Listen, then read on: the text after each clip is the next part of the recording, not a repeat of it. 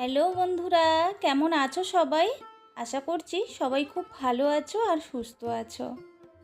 আর আজকের আমার এই ব্লগটা যে যেখান থেকে দেখছো, ইন্ডিয়ার বাইরে সবাইকে জানাই অনেক অনেক শুভেচ্ছা আর ভালোবাসা। তো এখন বাজে বিকেল 5টা, হাতে একটু সময় আছে, তাই আজকে ভাবলাম যে রান্নাঘরটা পরিষ্কার করব। তো দুপুরবেলা যে খাওয়া দাওয়া হয়েছে বাসনপত্রগুলো ছিল সেইগুলো একটু ধুয়ে নিচ্ছি।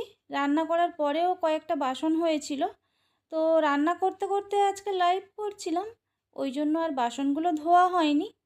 তো চলো বাসনগুলো আগে ধুয়ে নিই, তারপরে কিচেনটা ক্লিন করব।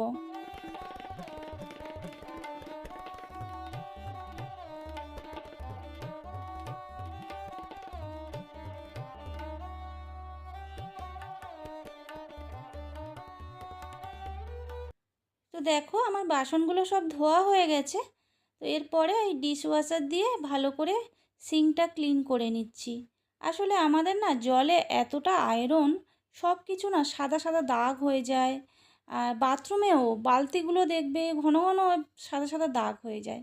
এবারে অত ঘন ঘন তো ক্লিন করা যায় না, তো ওই জন্য ভালো করে একটু ঘষে ঘষে সিঙ্কটা ক্লিন করে নিলাম। আমরা যারা হাউসওয়াইফ, আমাদের ম্যাক্সিমাম সময় কাটে কিন্তু কিচেনে।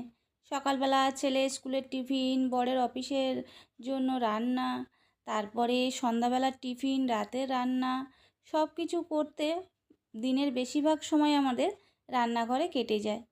তো সেই রান্নাঘরটা যদি পরিষ্কার পরিচ্ছন্ন না থাকে তাহলে খুব একটা ভালো লাগে না। তাছাড়া আমরা যে খাবারটা খাবো বা অন্যদের খেতে দেব, সেই খাবারটা পরিষ্কার পরিচ্ছন্নভাবে রান্না করতে গেলে আগে কিচেনটাকে সুন্দর করে ক্লিন করে নিতে হবে। আর দেখো আমি কাউন্টার টপটা ক্লিন করব, ওই জন্য যত জিনিসপত্র ছিল সমস্ত কিছু নামিয়ে দিলাম। এরপরে ভিম লিকুইড দিয়ে আমি কিচেনটা ক্লিন করে নেব। তো চলো ক্লিন করতে থাকি। नजरिया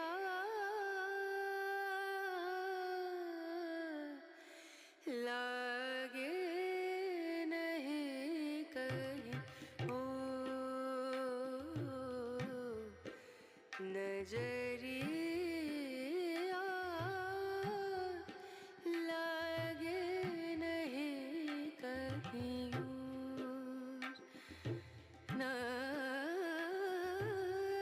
नजरिया नजरिया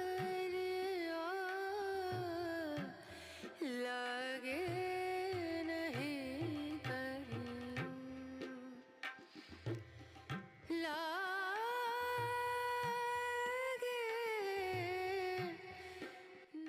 এরপরে চলে এসেছি আমি গ্যাস ওভেনটা ক্লিন করে নিতে। যদিও বা রান্নার পরে আমি গ্যাস ওভেনটা ক্লিন করে নিয়েছিলাম, আর প্রত্যেক দিন রান্নার পরে তো গ্যাস ওভেন ক্লিন হয়, তাও যখন একবার কিচেনটা পুরোটা ক্লিন করে নিচ্ছি তখন আরও একবার গ্যাস ওভেনটা ক্লিন করে নিচ্ছি।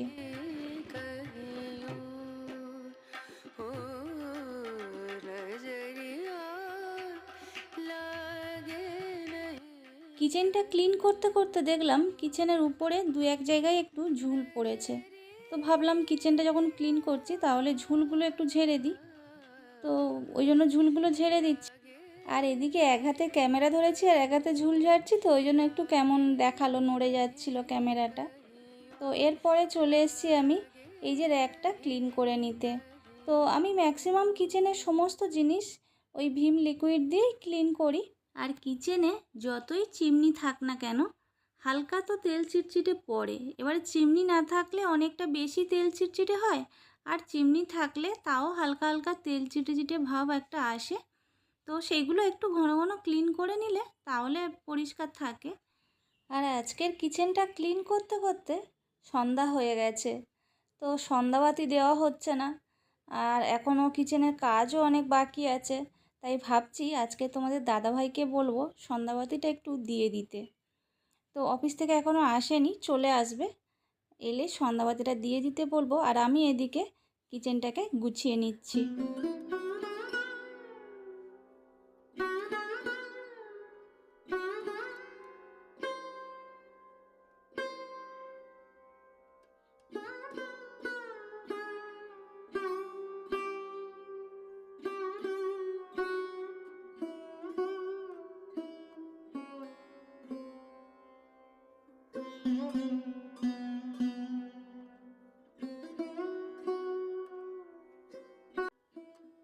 আর এই যে তোমরা এই যে সসের বোতলটা দেখতে পাচ্ছ, এখানে আমি ডিআইওয়াই করছিলাম, তো কাজ এখনও বাকি আছে। এইটুকু করেছি, উপরের দিকে এখনও কাজ বাকি আছে, তো আর কাজটা আর কমপ্লিট করা হয়নি।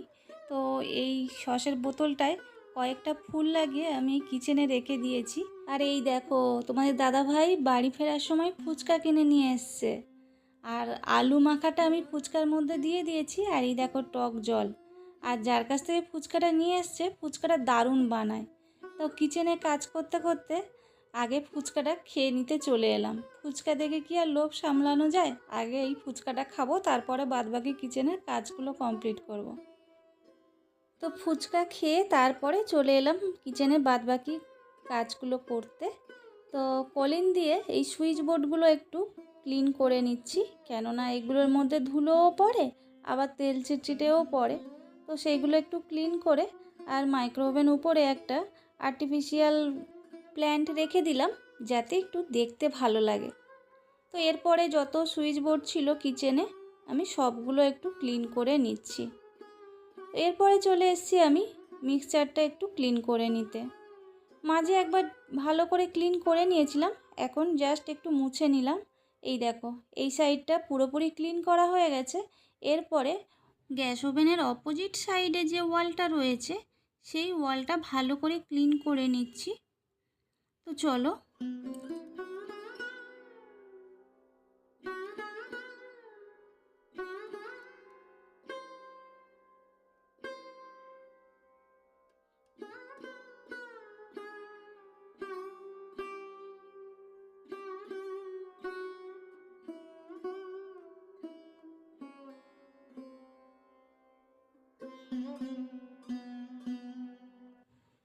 এরপরে দেখো, কিচেন ক্যাবিনেটের বাইরের দিকটা ভালো করে ক্লিন করে নিচ্ছি। কিচেন ক্যাবিনেটের ভিতরে যেসব আছে জিনিসপত্র, ওগুলো আজকে আর ক্লিন করছি না, আজকে অনেকটা দেরি হয়ে গেছে। এরপরে রান্না বসানোর আছে, ছেলেকে একটু পড়ানোর আছে, তাই পুরো কাজটা আজকে কমপ্লিট করতে পারলাম না। তো মোটামুটি কিচেনের বাইরের দিকটা সমস্ত কিছু ক্লিন করে নিয়েছি।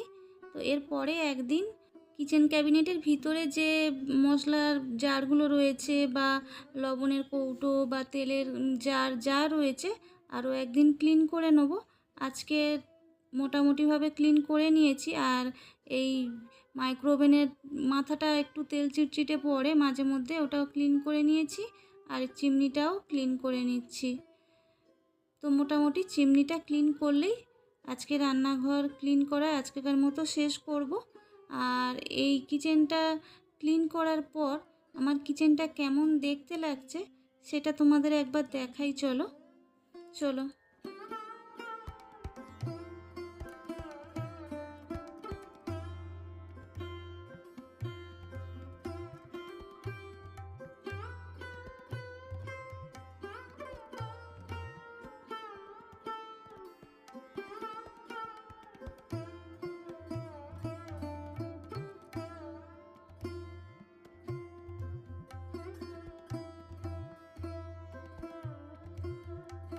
আর কিচেনটা তোমাদের ঘুরিয়ে দেখাতে দেখাতে আজকের ব্লগটা এখানেই শেষ করব।